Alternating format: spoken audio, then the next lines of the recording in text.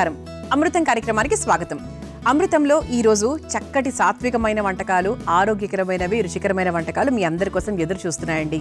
ఎప్పుడు కూడా మనము ఎన్ని రకాల వంటలు తిన్నా, ఎంత బయట తిన్నా, ఎంత తిరిగినా, ఎంత బయట డిన్నర్స్కి వెళ్ళినా కూడా మళ్ళీ ఏదో ఒక పూట, ఒక రోజు అట్లీస్ట్ సాత్వికంగా తినడానికి ప్రయత్నించాలి. అది ఎక్కువగా మనకు డిన్నర్ టైంలోనే ఉంటే బెటర్. అంటే పొద్దున పూట మనం హెవీగా తిని కొంచెం అటు ఇటుగా తిన్నా కూడా పర్వాలేదు. రోజంతా కూడా కాస్త జీర్ణం అవుతుంది, కాస్త క్యాలరీస్ బర్న్ అవుతాయి, అటు ఇటు మనం తిరుగుతూ ఉంటాం కాబట్టి పర్వాలేదు. అదే రాత్రిపూట మనం తిన్న ఆహారం మన ఒంటి మీద చాలా ప్రభావం చూపిస్తుంది కాబట్టి సాధ్యమైనంత వరకు సాయంత్రం 7 తర్వాత చాలా సాత్వికంగా తినడానికి మనం ప్రయత్నిస్తే బాగుంటుంది. మరి ఈరోజు చక్కటి వంటకాలు రెడీగా ఉన్నాయని చెప్పాను కదా. మరి మొదటి వంట పేరేంటో తెలుసా? అండుకొర్రల పచ్చి పసుపు అన్నం. అండుకొర్రలు అనేవి చిరుధాన్యాల్లో మనకు చక్కగా చాలా అన్నిట్లో కూడా అన్ని మంచివే. అందులో అండుకొర్రలు కూడా చాలా ఎక్కువ ప్రత్యేకతలు ఉన్నాయి. అలాగే మనకి పచ్చి పసుపు కూడా చాలా మంచిదండి. అసలు పసుపే మంచిది, దాంట్లో పచ్చి పసుపు ఇంకా చాలా మంచిది. మరి ఈ రెండింటి కాంబినేషన్తో మనం ఈరోజు చక్కగా అన్నం తయారు చేసుకోబోతున్నాం. మరి ముందుగా కావాల్సిన పదార్థాలు ఏంటో చూసేద్దాం. అండుకొర్రల పచ్చి పసుపు అన్నం తయారు చేసుకోవడానికి కావాల్సిన పదార్థాలు: ఉడకబెట్టిన అండుకొర్రలు 1 కప్పు, వాము చిటికెడు, మెంతాకు 1/2 కప్పు, మొక్కజొన్న గింజలు 1/2 కప్పు, బీన్స్ ముక్కలు 1/2 కప్పు, క్యారెట్ తురుము 1/2 కప్పు, క్యాబేజ్ తురుము 1/2 కప్పు, ఉల్లికాడలు 1/2 కప్పు, పచ్చి పసుపు తురుము 2 టేబుల్ స్పూన్లు, అల్లం తురుము 2 టేబుల్ స్పూన్లు, కరివేపాకు కొద్దిగా, ఉప్పు తగినంత, నూనె 3 టేబుల్ స్పూన్లు. అండుకొర్రల పచ్చి పసుపు అన్నం తయారు చేసుకోవడానికి కావాల్సిన పదార్థాలన్నీ కూడా రెడీగా ఉన్నాయి. అయితే ఇక్కడ మనము అండుకొర్రలు అంటే ఉడికించిన అండుకొర్రలు, అలాగే పచ్చి పసుపు, ఈ రెండింటి కాంబినేషన్లో అన్నం అనమాట. అండుకొర్రలు చెప్పాలి అంటే ఫస్ట్ ఎక్సలెంట్ డైజెషన్. మనకి డైజెషన్లో ఎటువంటి ఇబ్బంది ఉన్నా కూడా హాయిగా అండుకొర్రలు తిన్నారనుకోండి, మీకు ఈజీగా జీర్ణం అయిపోతుంది. గ్యాస్ సమస్య రాదు, అజీర్తి అనే సమస్య రాదు, మలబద్ధకం రాదు. వీటన్నిటిని అంటే ఓవరాల్గా మన గట్ట ఆరోగ్యానికి చాలా చాలా మంచిదని చెప్పచ్చు. అంతేకాకుండా ఇది మనకు షుగర్ ఉన్న వాళ్ళకి చాలా మంచిది, బీపీ ఉన్న వాళ్ళకి మంచిది, తర్వాత వెయిట్ తగ్గాలనుకుంటున్న వాళ్ళకి మంచిది. ఇలా చాలా రకాలుగా మనకు ఉపయోగపడుతుంది. అలాగే ఈరోజు మనము పచ్చి పసుపును కూడా వాడుతున్నాం. పచ్చి పసుపు ఏంటి అంటే బేసిక్గా పిల్లలకు చాలా హెల్ప్ చేస్తుంది. ఎందుకంటే వాళ్ళు ఇమ్యూనిటీ పెంచుకునేటువంటి స్టేజ్లో ఉంటారు కాబట్టి మనకు పచ్చి పసుపుని ప్రతి ఒక్క వంటలో 100% మనం వేయలేము, కొన్నిట్లోనే వేయగలము. అందుకేంటి అంటే మనకు పచ్చి పసుపు నానబెట్టి నీళ్లు తాగించడం కానివ్వండి, తర్వాత వారి బాటిల్స్ని పచ్చి పసుపుతో చక్కగా అంటే అందులో హాట్ వాటర్ వేసి అలా శుభ్రం చేస్తే కానివ్వండి, బ్యాక్టీరియా అవన్నీ కూడా వెళ్ళిపోతాయి. ఓవరాల్గా మనకు పచ్చి పసుపులో రోగనిరోధక శక్తి చాలా బాగా ఉంటుంది కాబట్టి వారానికి ఒక 2-3 సార్లు మనం ఏదో ఒక రూపంలో తీసుకుంటూ ఉండడం వల్ల మనకు ఒంట్లో ఆ శక్తి, ఆ ఇమ్యూన్ పవర్ అనేది చాలా బాగా డెవలప్ అవుతుంది. అలాగే పచ్చి పసుపులో ఏంటి అంటే మనకు ఆర్థరైటిస్ అనేటువంటి ప్రాబ్లం చాలా మందికి ఉంటుంది. ఒక వయసు వచ్చాక కొంచెం ఎక్కువ అవుతుంది, కొందరికి హెరిడిటరీతో వస్తూ ఉంటుంది. అలా మనకు ఆర్థరైటిస్ ప్రాబ్లం తగ్గాలంటే కూడా మీరు పచ్చి పసుపుని చాలా తరచూ తినడం మొదలు పెట్టాలి. అంతేకాకుండా గుండె ఆరోగ్యానికి కూడా చాలా మంచిది. కొలెస్ట్రాల్ బాగా తగ్గిస్తుంది, కొవ్వు తగ్గిస్తుంది. తద్వారా ఏంటి అంటే మనకు గుడ్ కొలెస్ట్రాల్ అనేది ఇంప్రూవ్ అయ్యి బ్యాడ్ కొలెస్ట్రాల్ చాలా వరకు తగ్గిపోతుంది. అంతేకాకుండా కండరాలు కొంతమందికి చాలా బలహీనంగా ఉంటాయి, అంటే వెరీ లో మజిల్ పవర్ ఉంటుంది. సో మజిల్ పవర్ని అందరూ ఎవరైనా కూడా ఇంక్రీజ్ చేసుకోవాలి. ఒక 40+ వచ్చాక 100% దాన్ని పెంచుకోవాలి. సో అలా మనం మజిల్ పవర్ని గ్రో చేసుకోవడానికి కూడా మనకు పచ్చి పసుపు అనేది చాలా బాగా హెల్ప్ చేస్తుంది. అంటే ఓవరాల్గా పచ్చి పసుపు మనకు రోగ నిరోధక శక్తి అని చెప్పొచ్చు. అలాగే మనకు అండుకొర్రలు ఏంటి అంటే వెయిట్, షుగరు, కాన్స్టిపేషన్, ఇలా ఓవరాల్గా చాలా బాగా హెల్ప్ చేస్తుందని చెప్పొచ్చు. మరి ఇటువంటి చక్కటి 2 పదార్థాలతో మనం ఈరోజు చక్కగా అన్నం తయారు చేసుకోబోతున్నాం. మొదలు పెట్టేద్దాం. స్టవ్ వెలిగించేసుకుందాం. ముందుగా కాస్త నూనె,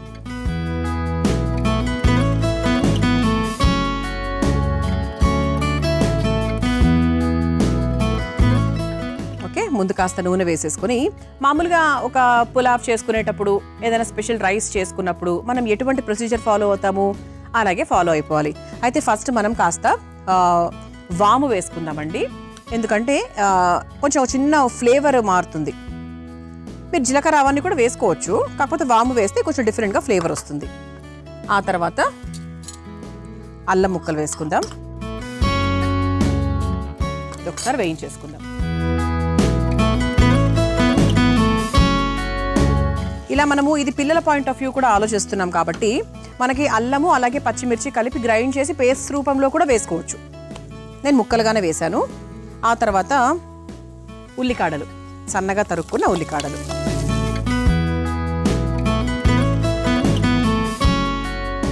ఒక్కసారి వేయించేసుకున్నాక కాస్త కరివేపాకు,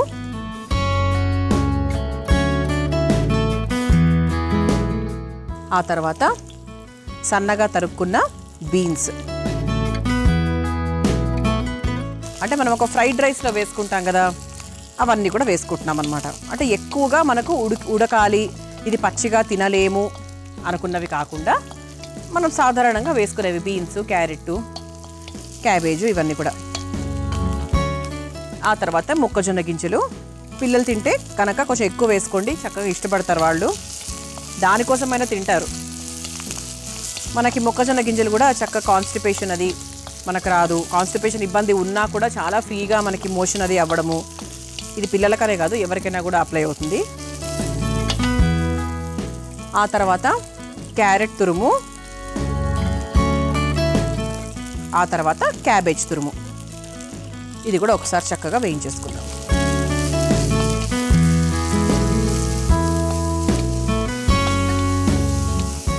ఓకే, ఆ తర్వాత మన ముఖ్యమైన మరో పదార్థం ఏంటి అంటే పచ్చిపసుపు. పచ్చిపసుపును కూడా ఈ పాయింట్ ఆఫ్ టైంలో మనం వేసేసుకుందాం. ఇది మరీ ఎక్కువ వేయకూడదండి, చేదు వస్తుంది కాబట్టి ఇంత వేసుకుంటే సరిపోతుంది. ఇదే మనకు చాలా డిఫరెన్స్ వస్తుంది, అంటే కలర్లోనూ టేస్ట్లోనూ చాలా డిఫరెన్స్ తీసుకొస్తుంది. మరి ఎక్కువ వేసేసి మీ పిల్లలకు వైరాగ్యం వచ్చేలా మాత్రం చేయకండి. ఏదైనా అండి, ఇప్పుడు పచ్చిపసుపులు అల్లము ఎలా ఉంటుందంటే ఘాట్ ఎక్కువ, సో అందుకేంటి అంటే మనం మరీ ఎక్కువగా వేయలేము, దాన్ని కొంచెం వేస్తే చాలు, దాని ప్రభావం మొత్తం వచ్చేస్తుంది, 100% వచ్చేస్తుంది. సో మీరు కప్పుడు ఏం వేయనక్కర్లేదు. సో చక్కగా ఒక 1 to 2 స్పూన్స్ వేసుకుంటే సరిపోతుంది. ఆ తర్వాత మనం కాస్త ఉప్పు వేసేసుకుందాం. సో మన కూరగాయలు కూడా ముక్కలు కూడా చక్కగా ఉడుకుతాయి. ఇది ఒక్కసారి మిక్స్ చేసేసుకుందాం.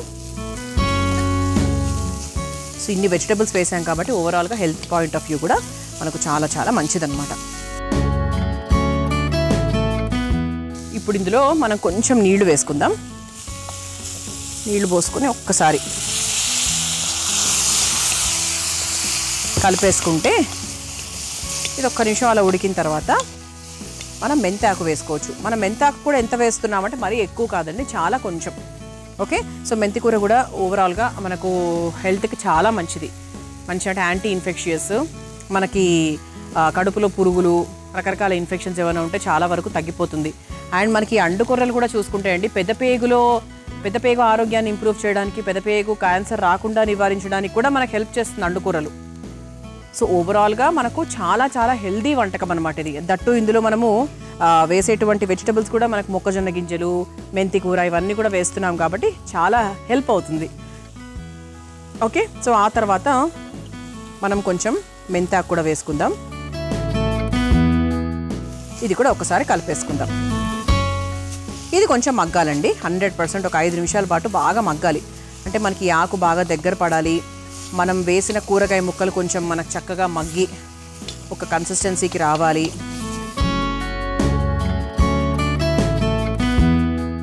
ఇది అవ్వడానికి ఒక 2 నుంచి 5 నిమిషాల వరకు సమయం పడుతుందండి. మీ అందరి కోసం ఈ చిట్కా. కొంతమందికి పెదాలు నల్లగా ఉంటాయి, ఆ నలుపు పోవడానికి రకరకాల క్రీములు, జెల్స్ వాడుతూ ఉంటారు. అలా ఏమీ అక్కర్లేదండి. రాత్రి పడుకునే ముందు కాస్త నిమ్మరసంలో తేనె కలిపి ఒక చూర్ణంలాగా తయారు చేసుకొని పెదాలకు అప్లై చేసేసుకోండి. అలా వదిలేసి మర్నాడు పొద్దున శుభ్రంగా వాష్ చేస్తండి. అలా చేస్తూ ఉన్నట్టయితే మీకు పెదాల మీద ఉన్నటువంటి నలుపు త్వరగా వెళ్ళిపోతుంది. ఈ చిట్కా మీకు అవసరమైతే తప్పకుండా ప్రయత్నించండి. మనం చక్కగా ఇందులో కూరగాయ ముక్కలన్నీ వేసేసుకున్నాము, మెంతాకు కూడా వేసేసుకున్నాము. చక్కగా మగ్గిందండి. ఇప్పుడు సరిపోతుంది, ఒక 50 నుంచి 60% వరకు మగ్గితే సరిపోతుంది. దీంట్లో మనం ముందుగా ఉడికించుకున్నటువంటి అంటు కూరలు ఏవైతే ఉన్నాయో అవి వేసేసుకుందాం. సాధ్యమైనంత వరకు పొడిగా ఉడికించుకోండి. ఓకే, అందుకే అట్లా సాధ్యమైనంత వరకు ఎందుకు వర్డ్ వాడుతున్నాను అంటే ఇది పూర్తిగా పొడి రాడదు. మనకి బాస్మతి లాగా అలా పొడిగా ఉండాలంటే సాధ్యం కాదు. అందుకు సాధ్యమైనంత వరకు అని చెప్పాను అనమాట. కొంచెం నీళ్లు తక్కువ పోసి ట్రై చేయండి. మనకు కూరగాయ ముక్కలు ఎక్కువగా ఉండాలి అంటే అండుకొర్రలు మరి ఎక్కువగా వేయకుండా దానికి సమానంగా వేసుకుంటే చాలు. ఓకే, స్టవ్ ఆఫ్ చేసేసానండి. ఇక ఒక బౌల్లోకి తీసేసుకుందాం.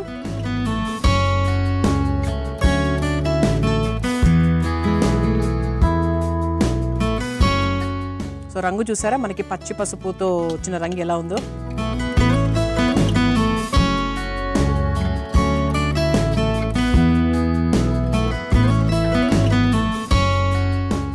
ఇలా చక్కగా వేడిగా అండుకొర్రల పచ్చి పసుపు అన్నం రెడీ అయిపోయింది. మీరు తయారు చేసుకోవాలనుకుంటే కావాల్సిన పదార్థాలు, తయారు చేసుకునే విధానం మరొకసారి చూసేయండి. అండుకొర్రల పచ్చి పసుపు అన్నం తయారు చేసుకోవడానికి కావాల్సిన పదార్థాలు: ఉడకబెట్టిన అండుకొర్రలు 1 కప్పు, వాము చిటికెడు, మెంతాకు 1/2 కప్పు, మొక్కజొన్న గింజలు 1/2 కప్పు, బీన్స్ ముక్కలు 1/2 కప్పు, క్యారెట్ తురుము 1/2 కప్పు, క్యాబేజ్ తురుము 1/2 కప్పు, ఉల్లికాడలు 1/2 కప్పు, పచ్చి పసుపు తురుము 2 టేబుల్ స్పూన్లు, అల్లం తురుము 2 టేబుల్ స్పూన్లు, కరివేపాకు కొద్దిగా, ఉప్పు తగినంత, నూనె 3 టేబుల్ స్పూన్లు.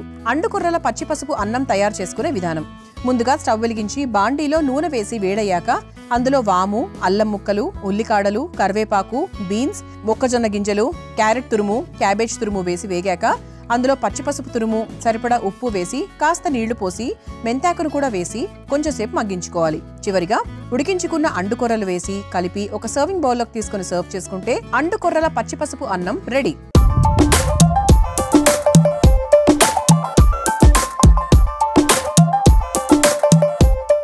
చూసారు కదా, అండుకొర్రల పచ్చి పసుపు అన్నం ఎంత సులభంగా తయారు చేసుకోవచ్చో.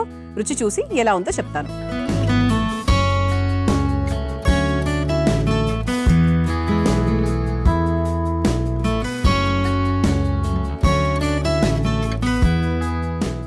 పచ్చి పసుపు టేస్ట్ ఎంత బాగా తెలుస్తుందో యాక్చువల్గా. అంటే ఒక రకమైన మనకు అంటే ఆ పసుపు రుచి మీ అందరికీ తెలిసిందే కదా. ఎలా ఉంటుందంటే కొంచెం అల్లము, తర్వాత కొంచెం పులుపు, పసుపు అన్నీ మిక్స్ అయిన టేస్ట్ లాగా ఉంటుంది పచ్చి పసుపు టేస్ట్. చాలా బాగుంది. అసలు నిమ్మరసం వేసానేమో అన్నట్టుగా అనిపిస్తుంది నాకు. అసలు మెంతాకు చేయదు అసలు ఏమీ తెలియట్లేదు, ఎందుకంటే చక్కగా మనం వేయించుకున్నాం కాబట్టి అసలు ఏం తెలియట్లేదు. చాలా చాలా బాగుందండి. ఇది మీకు చల్లారినా కూడా బాగుంటుందేమో అనిపిస్తుంది, ఎందుకంటే అన్ని వెజిటబుల్స్ అవన్నీ వేసుకున్నాం కాబట్టి మీకు చాలా టేస్టీగానే ఉంటుంది. ఇక రెండో వంటలకు వెళ్ళిపోదామా? నేను తయారు చేయబోయే రెండో వంట పేరు బెల్లం కొబ్బరి కోవా. సాధారణంగా కొబ్బరితో మనం కొబ్బరి లౌజులు, కొబ్బరితో స్వీట్లు చేస్తూ ఉంటాం. కోవా అంటే సాధారణంగా మిల్క్తో చేస్తూ ఉంటాం. మరి ఈ బెల్లము కొబ్బరి కోవా, దీంతో ఈ వంట ఎలా ఉండబోతోంది, ఈ స్వీట్ ఎలా ఉండబోతోందో తెలుసుకుందాం. ముందుగా కావాల్సిన పదార్థాలు ఏంటో చూసేద్దాం. బెల్లం కొబ్బరి కోవా తయారు చేసుకోవడానికి కావాల్సిన పదార్థాలు: పాలు 2 కప్పులు, బెల్లం 1 కప్పు, కోవా కొద్దిగా, ఎండు కొబ్బరి పొడి 1/2 కప్పు, పాల పొడి 2 టేబుల్ స్పూన్లు, తరిగిన బాదం కొద్దిగా, పిస్తా కొద్దిగా. బెల్లం కొబ్బరి కోవా తయారు చేసుకోవడానికి కావాల్సిన పదార్థాలన్నీ కూడా రెడీగా ఉన్నాయి. ఇక్కడ మనము బెల్లము అలాగే కొబ్బరి అంటే ఏంటి, మనకు ఎండు కొబ్బరి పొడి వాడుతున్నాం. ఇది కోవా అంటే మీ అందరికి తెలుసు కదండి. సాధారణంగా మనం పాలకోవా ఎలా ఉంటుంది, పాలకోవా లాగా వస్తుంది ఫైనల్గా. ఇది మంచి స్వీట్, చక్కగా పిల్లలందరూ కూడా ఎంజాయ్ చేస్తారు. మెయిన్గా ఇక్కడ మనకు పచ్చి కొబ్బరి పొడి వాడుతున్నాం. పచ్చి కొబ్బరి ఏదైనా సరే గుండె ఆరోగ్యానికి చాలా మంచిది. స్కిన్, హెయిర్ బాగా ఇంప్రూవ్ అవుతుంది. యాంటీ ఆక్సిడెంట్స్ ఎక్కువగా ఉంటాయి. జీర్ణక్రియకు చాలా బాగా పనిచేస్తుంది. అన్నిటికన్నా ముఖ్యంగా టేస్ట్ని చాలా బాగా యాడ్ చేస్తుంది. అలాగే మనకు బెల్లము, ఇందులో కూడా ఐరన్, తర్వాత జింక్ ఇవన్నీ కూడా ఉంటాయి. అలాగే ఇందులో స్వీట్లెస్ కోవా కూడా వాడుతున్నాము, అంటే ఒక మంచి కన్సిస్టెన్సీ రావడానికి. తర్వాత పాలపొడి, అంటే ఇవన్నీ కూడా మనకి ఏంటి అంటే పిల్లల్ని బాగా ఆకర్షించేదని చెప్పొచ్చు. సో మీరు ఎప్పుడైనా సరదాగా పిల్లల కోసం ఏదైనా కోవా తయారు చేసుకోవాలి అనుకుంటే ఒక రకంగా చెప్పాలి అంటే ఇన్స్టెంట్గా చేసుకోవచ్చు అని చెప్పొచ్చు. పాలపొడి ఉండాలి అంతే, తర్వాత మనకి స్వీట్లెస్ కోవా ఉండాలి, అదొకటే అండి. ఈ రెండు మాత్రమే జనరల్గా మన ఇంట్లో ఉండనివి. ఓకే, సో మరి ముందుగా స్టవ్ వెలిగించేసుకుందాం. ప్రాసెస్ ఒక్కటి సరిగ్గా చూసుకోండి.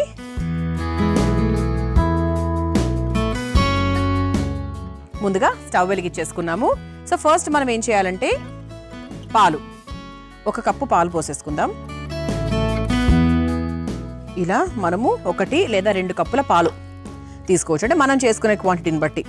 ఇది ఒక మరుగు రావాలి. ఇది ఒక మరుగు వచ్చిన తర్వాత అప్పుడు మనము ఒక 2 కప్పుల పాలు అనుకుందాం, లేదంటే 1.5 కప్పు పాలు అనుకుంటే ఇంత కప్పు బెల్లం అనమాట. సో బెల్లంలో మనకి బెల్లం పాలు కలిస్తే ఏమవుతుంది అంటే కరెక్ట్ మెథడ్లో వేస్తే విరగదు, కానీ ఈ పాలల్లో బెల్లం వేస్తే విరుగుతుంది. మరి ఎలా అంటారా? విరగాలండి, విరిగేటట్టుగానే మనం చేయాలన్నమాట. అంటే కోవా ఎలా తయారవుతుందో మీ అందరికీ తెలుసు కదా. సాధారణంగా పనీర్లు, కోవాలు ఎలా తయారవుతాయో మీకు తెలుసు. సేమ్ ఇది కూడా మనకు పాలు కాస్త మరిగిన తర్వాత పాలల్లో మనం చక్కగా బెల్లం వేసేసుకోవాలి. అది 100% విరుగుతుంది. విరిగిన తర్వాత అప్పుడు నెక్స్ట్ ప్రాసెస్ చెప్తాను. ఇదిగోండి, ఇక్కడ మనకు చక్కగా మరుగు వస్తుంది కదా. ఓకే, సో చక్కగా మరిగింది కాబట్టి ఇప్పుడు దీంట్లో 1 కప్పు బెల్లం వేసేస్తున్నాను.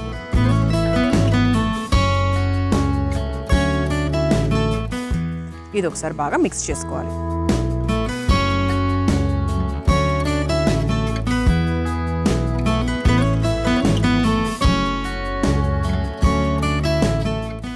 ఇది ఒక్కసారి బాగా కలుపుకోవాలి. మనం కలుపుతూ ఉండగా ఇక్కడ మీరు చూసారా, మీకు లైట్గా ఇలా విరిగినట్టు కనిపిస్తుందా? ఇక్కడ విరుగుతుంది. విరగనివ్వండి. ఇదిగోండి, ఇక్కడ మీకు బాండి చివరిలో చూస్తే ఇదంతా కూడా మీకు విరిగిన ఇదనమాట.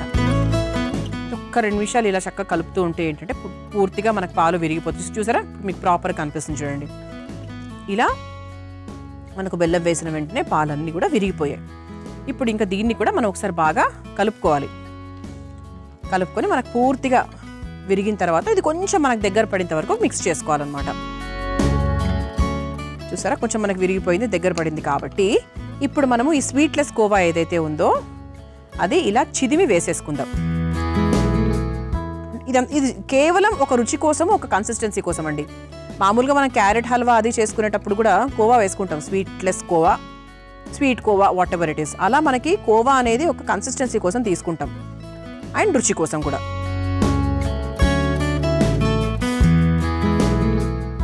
ఇది ఒక్కసారి మనం బాగా మిక్స్ చేసుకోవాలి. కొంచెం ఇలా చిదిమేసుకుంటే దీంతో కూడా కొంచెం మన కన్సిస్టెన్సీ కోసం దగ్గర పడుతుంది. స్వీట్ కోవా బదులు స్వీట్లెస్ కోవానే తీసుకోండి, ఎందుకంటే మనం ఆల్రెడీ బెల్లం వేసాం కదా, ఓవర్ స్వీట్ కాకుండా.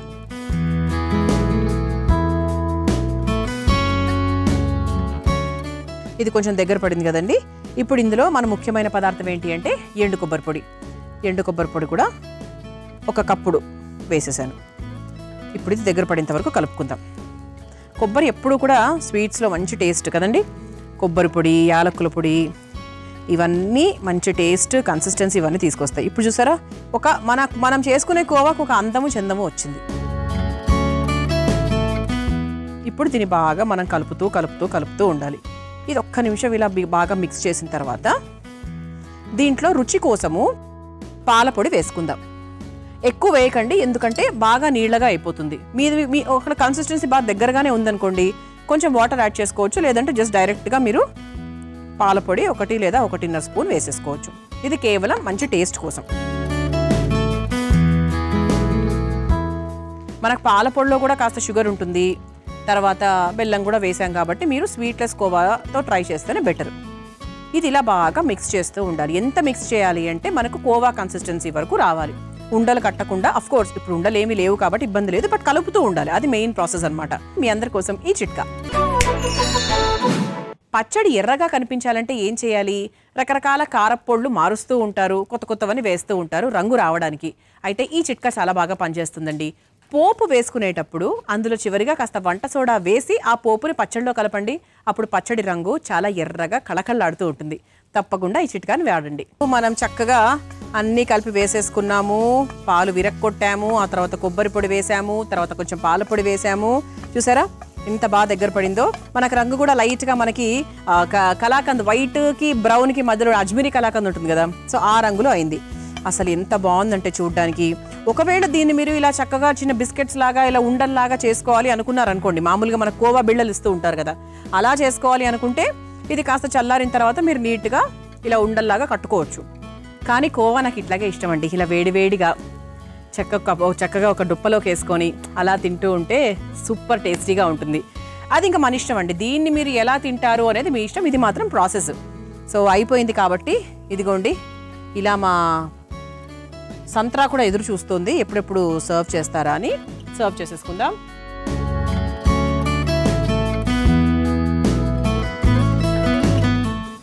వేడివేడి కోవా తింటే ఉన్న ఆనందము. ఇలా చక్కగా సర్వ్ చేసేసుకున్నాం కదా. ఇప్పుడు పైన నుంచి మనం కావాలంటే కాస్త పిస్తా, అలాగే తరిగిన బాదాం పైన నుంచి గార్నిష్ చేసుకోవచ్చు. లేదు అచ్చంగా అలా వదిలేసినా కూడా పర్వాలేదండి, ఎందుకంటే కోవానే మనకు మామూలుగా ప్లెయిన్గానే ఉంటుంది. చూసారు కదా, బెల్లం కొబ్బరి కోవా. మరి మీరు తయారు చేసుకోవాలనుకుంటే కావాల్సిన పదార్థాలు, తయారు చేసుకునే విధానం మరొకసారి చూసేయండి. బెల్లం కొబ్బరి కోవా తయారు చేసుకోవడానికి కావాల్సిన పదార్థాలు: పాలు 2 కప్పులు, బెల్లం 1 కప్పు, కోవా కొద్దిగా, ఎండు కొబ్బరి పొడి 1/2 కప్పు, పాల పొడి 2 టేబుల్ స్పూన్లు, తరిగిన బాదం కొద్దిగా, పిస్తా కొద్దిగా. బెల్లం కొబ్బరి కోవా తయారు చేసుకునే విధానం: ముందుగా స్టవ్ వెలిగించి బాండీలో పాలు పోసి పాలు కొంచెం మరిగిన తర్వాత అందులో బెల్లం వేసి పాలు విరిగేంత వరకు బాగా కలుపుతూ ఉండాలి. ఆ తర్వాత అందులో పచ్చి కోవా వేసి కలుపుకోవాలి. ఇప్పుడు కాస్త కొబ్బరి పొడి, పాల పొడి వేసి దగ్గర పడేంత వరకు కలుపుతూ మగ్గించుకొని చివరిగా ఒక సర్వింగ్ బౌల్లోకి తీసుకొని పైనుంచి పిస్తా, తరిగిన బాదం వేసి సర్వ్ చేసుకుంటే బెల్లం కొబ్బరి కోవా రెడీ.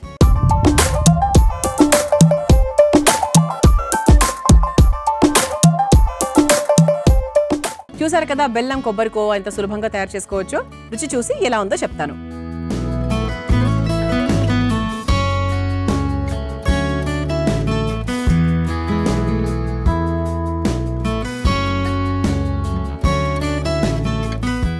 ఒక్క స్పూన్తో ఆపడం చాలా చాలా కష్టము, కానీ ఆపాను ప్రస్తుతానికి. ఆహా, ఎంత కమ్మగా ఉంది తెలుసా అండి. నిజంగా షాప్లోంచి ఇప్పుడు నేను కొనుక్కొచ్చానా అన్నట్టుగా ఉంది. షాప్లో తింటున్నప్పుడు ఎంత ఫీల్ అయితే కలుగుతుందో అది పంచదార, ఇది ఇంకా బెల్లము. చాలా చాలా బాగుందండి. ఇంకా అసలు 100/100 మార్క్స్ అని చెప్పొచ్చు. నా వంటకు నేనే ఇచ్చుకుంటా. ఈ రోజు నిజంగా అండి నేను చేసిన 2 వంటలు కూడా నాకు చాలా చాలా బాగా నచ్చాయి. ముఖ్యంగా ఈ రెండిట్లో కన్నా ఇది నాకు కోవా అనేది ఎప్పుడూ ఎక్కువ తయారు చెయ్యం కదా, సాధారణంగా బయట నుంచే తెచ్చుకుంటూ ఉంటాం. సూపర్గా ఉంది. తప్పకుండా మీరు ప్రయత్నించండి. చూసారు కదా ఇవాటి అమృతంలో నేను తయారు చేసిన 2 వంటకాలు మీకు నచ్చాయని ఆశిస్తూ రేపటి అమృతంలో మరో 2 వంటకాలతో మళ్ళీ కలుసుకుందాం. అంతవరకు సెలవు, నమస్కారం. ఈ కార్యక్రమాన్ని తిరిగి చూడాలనుకుంటే www.youtube.com/ETV Life Spiritual లో చూడవచ్చు.